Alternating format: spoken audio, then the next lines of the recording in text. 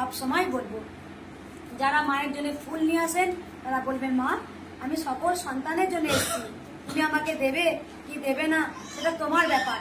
আমরা বেশিরভাগ জন আমরা নিজের স্বার্থের জন্য গোবিন্দকে ডাকি, আর তখনই গোবিন্দ সাড়া দেয় না। আমরা কি করি, যখন অনেক ভক্ত লাইনে দাঁড়ায় একবারে ষষ্ঠাঙ্গে প্রণাম, ধূপ তো ঘুরিয়ে ঘুরিয়ে ঘুরিয়ে ঘুরিয়ে ধূপ মোমবাতি হাত একবারে ব্যথা হয়ে যায়। তার মানে কৃষ্ণকালী মা তুমি আগমন হয়েছো, আমি যা চাইবো তোমাকে তাই দিতে হবে। হতে পারে? হতে পারে না। এই দুনিয়াটা এমন হয়েছে, এই ঘোর কলিযুগ, হরে কৃষ্ণ বলার পরও তারপরও এসেছে জয় কৃষ্ণকালী মায়ের জয়। এই ঘোর কলিযুগটা আজ পাপে পরিপূর্ণ হয়েছে। কারণ আমি একটা কথাই বলবো, যে এখানে তার স্বামীকে ছেড়ে দিয়ে স্ত্রীরা পরকিয়া করে, স্ত্রীরা স্বামীকে ছেড়ে দিয়ে তারা পরকিয়া করতে শুরু করে।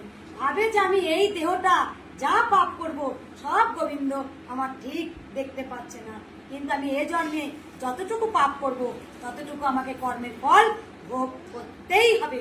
অনেকে ভাবে আমি মানুষকে ঠকাচ্ছি, গোবিন্দ গিরিধারী দেখতে পাচ্ছে না, কিন্তু যে দেখার সে ঠিক কিন্তু দেখছে। কারণ তোমাকে সে একদিন এমন ফেলবে, তোমাকে হরে কৃষ্ণ বলেও বা জয় কৃষ্ণকালী মায়ের জয় বলেও উদ্ধার করবে না। তাই পাপকেও ছাড়ে না।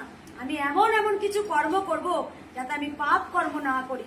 আমরা মন্দিরে যাই, আমি আমারটা ঠিক বুঝে নেব, আমি চলে যাব। কিন্তু গোবিন্দ দেখে তোর মনটা এতটাই নিষ্ঠুর, তুই শুধু তোর জন্য চেয়ে মন্দির, তুই দশের কথা ভাববি না, তুই দেশের কথা ভাববি না, এই জনগণের কথা ভাববি না, শুধু আমার আর আমার, আমার আর আমার। তাই আমার নিয়ম অনুযায়ী যারা মায়ের মন্দিরে পুজো দিতে যাবেন তারা সব সময় নিজের কথা না ভেবে বলবেন, মা আমি এসেছি তোমার জন্য, আসতে পেরেছি তোমার জন্য, এখনো দুবেলা দুমুঠো খাচ্ছি, তোমার জন্য এখনো ভালো আছি, তোমার জন্য এখনো সুস্থ আছি। মা আমার থেকেও অনেক অনাথ দুস্থ আছে, তুমি তাদেরকে ভালো করো মা। যদি আমি সত্যি কিছু পুণ্যি করে থাকি তাহলে সেই পুণ্যি তুমি সবার মধ্যে বিলিয়ে দিও, সবার মধ্যে তুমি আলো দিও। কিন্তু আমরা এমনটাই হয়ে গেছি, আমরা মায়ের মন্দিরে যাব, কৃষ্ণকালী মায়ের মন্দির, আমরা নাকি শুনেছি কৃষ্ণকালী মায়ের মন্দির, মা এসেছেন কৃষ্ণকালী মা, আমরা যাব বাবা, যা খুশি তাই চাইবো আর পেয়ে যাব। ভগবান এত সস্তা নয়, ভগবান দেখেন কাকে দেওয়া যাবে আর কাকে দেওয়া যাবে না, তার মনটা কতটা নিষ্ঠুর আর কার মনটা কতটা পবিত্র শুদ্ধতে ভরো। ভগবান শ্রীকৃষ্ণ কখনো দামি খাবারও খান না, আর কখনো দামি কাপড়ও পরেন না।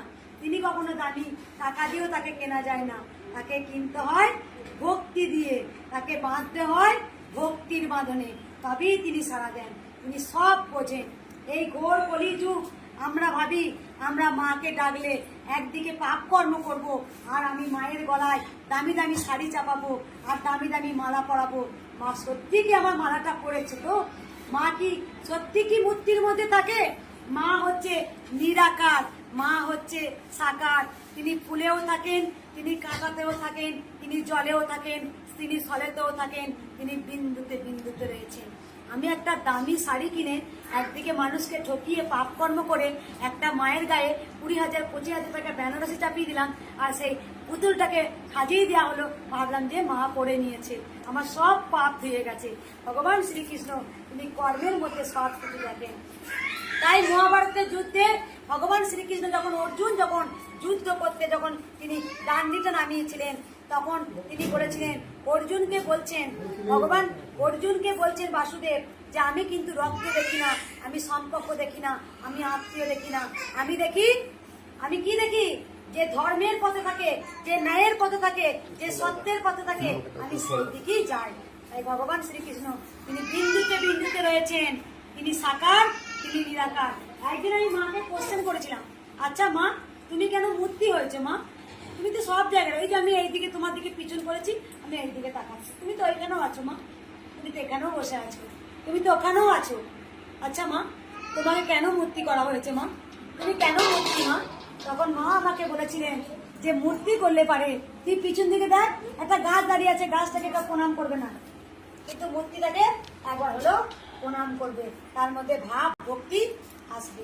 বুঝতে পেরেছেন আমার কথাগুলো? তাই দশের জন্য দেশের জন্য চিন্তা করবেন, নিজের জন্য নয়। নিজের জন্য চিন্তা করলে তখন আপনি হবেন স্বার্থপর।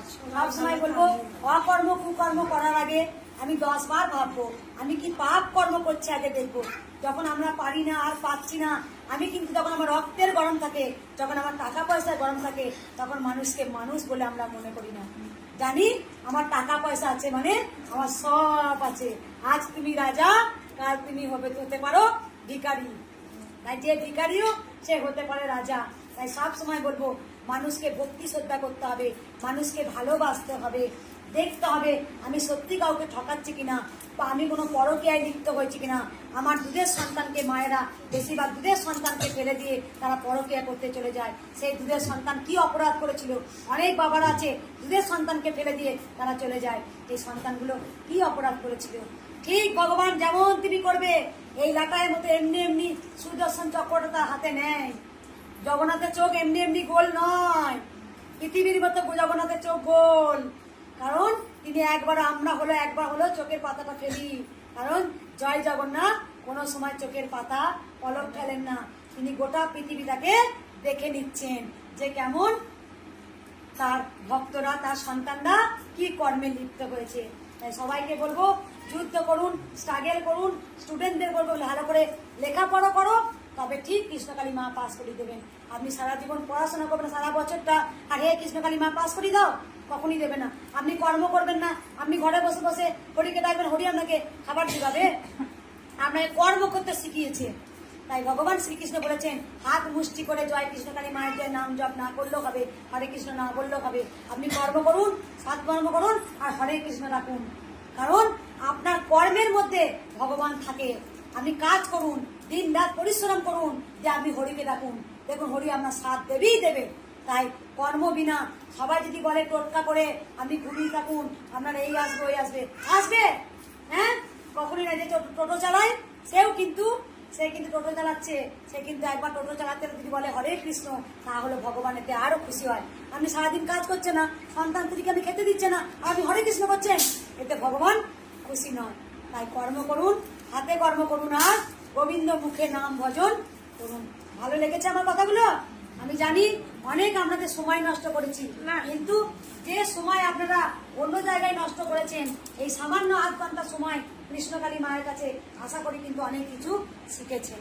রাধে রাধে, ভালো থাকবেন, সুস্থ থাকবেন, মায়ের নাম জপ করবেন। জয়